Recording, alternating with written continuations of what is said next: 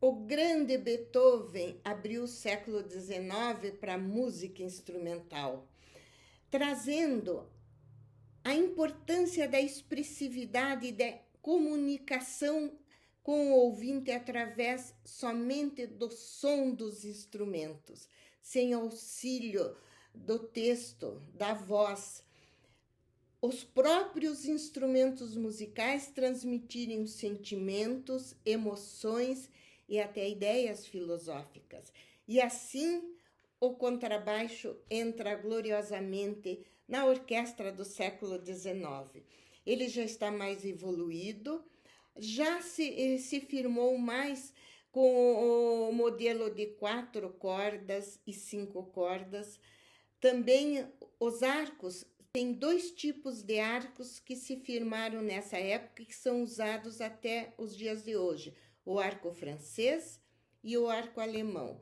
A gente tem, eles têm na sua construção detalhes assim sutis de tamanho, de espessura, mas para nós ouvintes é muito fácil identificar, porque os músicos que tocam com o arco francês, no estilo do arco francês, eu vou mostrar com a minha caneta. Eles pegam no arco com os dedos para cima, como dos violinistas e dos violinos. O arco alemão, como os gambistas e os instrumentistas do violone pegavam e pegam por baixo, uma coisa assim mais vocês vão sentir, porque o violone que nós assistimos no começo da aula, o músico toca com o arco alemão. Vocês observem isso. Nesse século, há também uma coisa interessante, começou a se definir o tamanho do contrabaixo. Nós temos na evolução dos instrumentos de cordas o violino padronizado, o cello padronizado por Stradivarius, o seu tamanho. A viola, porém, não foi padronizada e elas têm uma diferençazinha entre 7 e 10 centímetros, é diferença de 3 centímetros, que já dá uma sonoridade diferente. O contrabaixo tem uma quantidade maior de diferenças, de tamanhos. Isso até está em relação ao tamanho também do músico, porque um músico pequenininho não pode tocar, fica muito difícil no instrumento do contrabaixo, que o maior deles é de 1,90 m. Ele chega até a 1,45 m, o tamanho do corpo do instrumento. O padrão das orquestras é o contrabaixo de 1,75 m. E nós vamos ver nos anos de 1800, no século XIX, surgir o primeiro virtuoso do contrabaixo, o italiano Bottesini. Bottesini nasceu em Crema, na Itália, e foi estudar no Conservatório de Milão o tímpano para se tornar um timpanista. Mas um dia ele olhou um cartaz que tinha vaga para estudar o contrabaixo e era de graça. E por ser de graça, ele resolveu estudar e se apaixonou intensamente pelo contrabaixo. Vocês vejam como é o mundo da música. Deus está lá guiando, põe o músico certo no lugar certo, com o instrumento certo.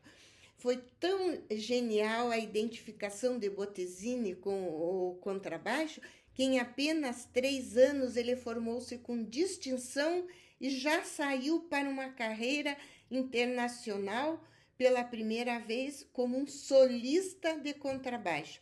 Ele ficou conhecido como o Paganini do contrabaixo, tal o seu grande talento para o virtuosismo e para a expressividade.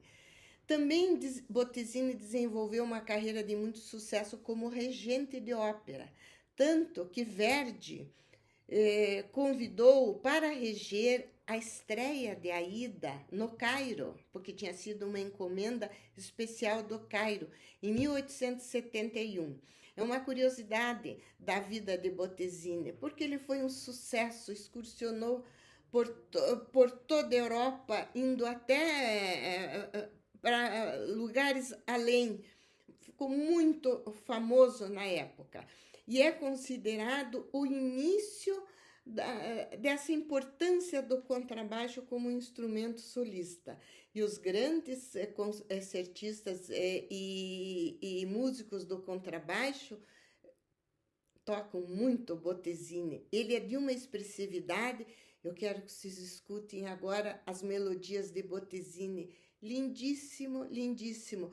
Nós vamos assistir uma parte do Concertino, uma obra para solo de contrabaixo de Bottesini, acompanhado, né, pelo contrabaixo. Quem vai tocar para nós é eu até vou ler porque isso é difícil de pronunciar. É um contrabaixista croata, Božo Paradzic, na Orquestra de Câmara de Budapeste. Uma interpretação maravilhosa e especialmente sobre essa obra, o Concertino de Bottesini, tem complementos importantes na apostila.